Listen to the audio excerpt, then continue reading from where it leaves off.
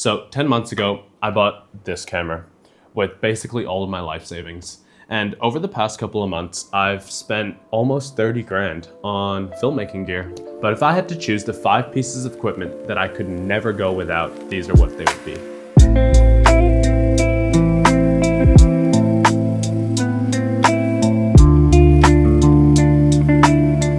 Just before we get into our top 5, here are a couple honorable mentions that just didn't quite make the cut, either because they're too expensive or just more of a nice to have rather than a necessity, or something that really helped me improve my work. The first would go to a fast CF Express card, if you're on Sony, or a fast CF Type B card. So I've just picked up these ones from Lexar. They're 160 gold cards. They do read and write speeds of 900 megabytes per second, which has just been insane coming back from, shoots and being able to offload my footage extremely fast.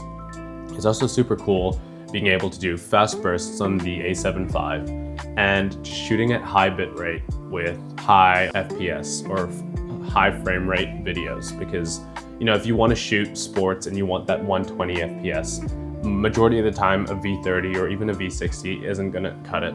So yeah, just really investing in some CF Express cards or even some V90s, which I think are actually more expensive than CF Express cards, just has been something that's helped me. But it's definitely a nice to have, because you can make do without super slow-mo footage, especially for filmmaking, unless you do have clients that really need that type of footage. The second honorable mention is a lens blower.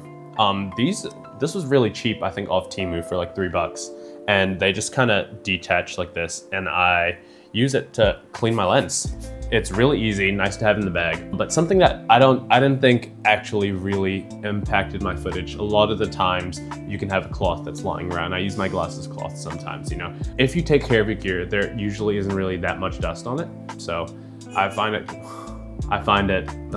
pretty good. And the final honorable mention is actually these DJI mic minis. Yeah, his girlfriend got them. Yeah, that Sam got me.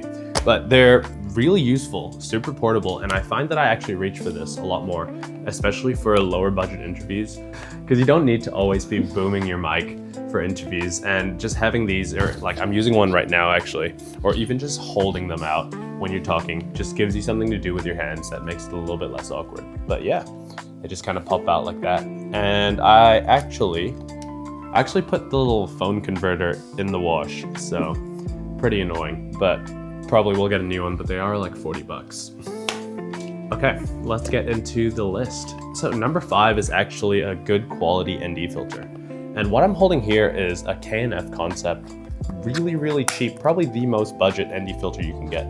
And these things are horrendous. Like, I'll tell you straight, if you can afford an ND filter that's a little bit better than this, please do not get this. You'll see color warping, you'll see vignetting, you'll see, like, this is almost like a mist filter. There's absolutely no contrast in the image when I put this on. So I've actually opted for one of these, which is Akko, and they're a pretty cool brand. I'm pretty sure they're a Kiwi brand actually, but they do these little filters that I bought the 82mm just for the Sony 24-70, and there is absolutely no color shift, hardly any vignetting, even on the wide end. If you're into filmmaking, you definitely know that if you want to shoot in daylight, right? I do a lot of sports. And if you want to be able to have a nice shallow depth of field with heaps of bokeh, and like I've got nice motion blur and I'm on 25 FPS, then you're really going to want to rely on this ND filter.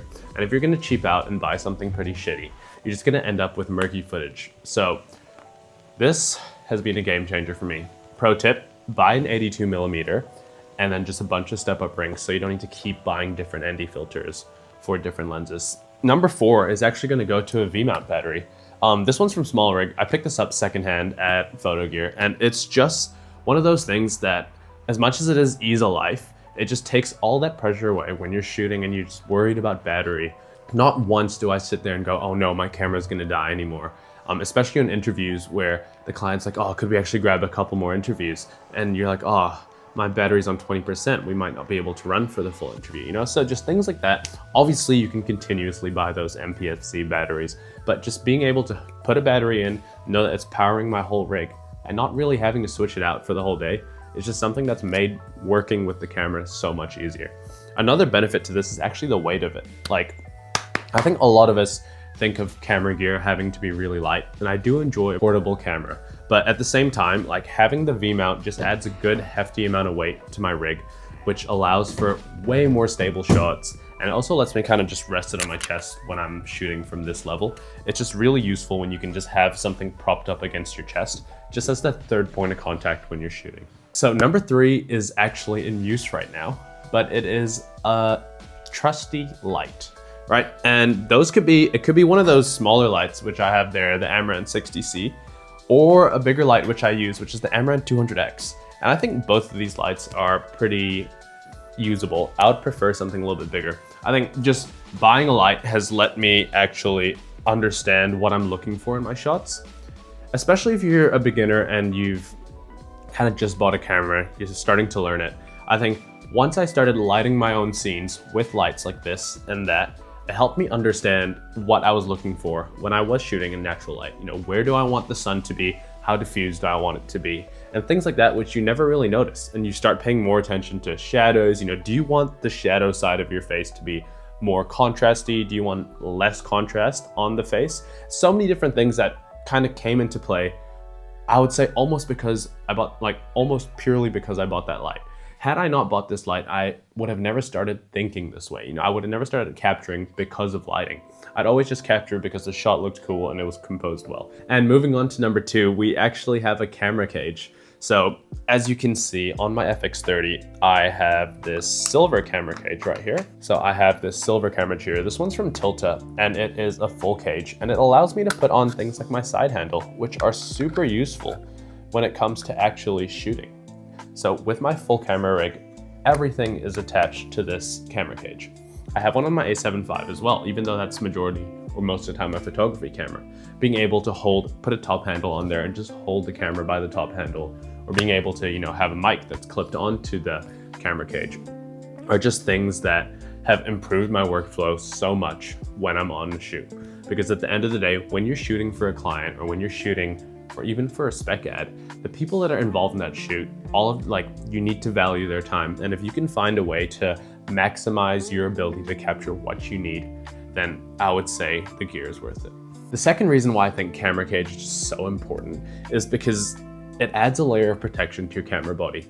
You spent all this money on a camera, and you don't want it to just be sitting there with no protection whatsoever. Granted, I wouldn't say put a camera cage on and go and chuck your camera against the wall, right? That's not what I'm saying. But I think having that extra layer of security in the case or the event that you do drop your camera just saves you like all that worry, because I do know that if it did drop on hard concrete, the dent or the scratches will most of the time just only be on my camera cage and not actually on the body, which is super, super helpful, especially when I spent all this money on gear. And the number one thing that I would recommend is getting an external monitor, right?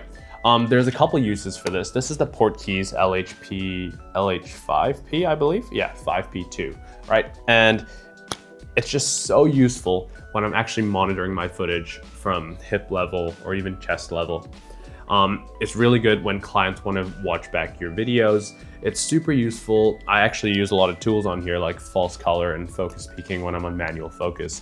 And just the little screen in your camera never fully depicts what you're actually seeing properly, right? You know, it's just, and if you don't want to miss focus and you want to make sure that you've got your exposure dialed in correctly, and just being able to see at a fuller, a larger screen, it's just something that I can't go without anymore when I go out to shoot. I find that being able to actually view the image in a larger monitor just kills that barrier to going out and shooting. So although it is heavier and chunkier and a bit annoying to carry, if I am going to a shoot where I do need to deliver quality footage, I will be bringing my monitor. And a really cool budget option for this actually is if you do have a Sony camera, I'm pretty sure it works on the 6700, the A7C2, A7 IV, and all the other cameras, but actually using the monitor and control app, which I am using right now to see what I look like, is super, super helpful. You can buy really cheap like phone stands or phone mounts for your camera, which will attach to a camera cage again. And those just let you use your phone as a monitor. And I think if you do attach the lag or the latency, there's a slight lag if you are using the Wi-Fi function. However, you can always just put a fast USB-C to USB-C cable, and you will be sweet. And you don't need to go and spend $700 on a monitor. So those are my top 5 gear purchases over the year that I think has been super, super helpful for my filmmaking career. Would love to hear your guys' thoughts on this video. If it was really helpful, if it was boring, and just let me know. But I might give this YouTube thing a shot and see how it goes. Thanks for watching, guys.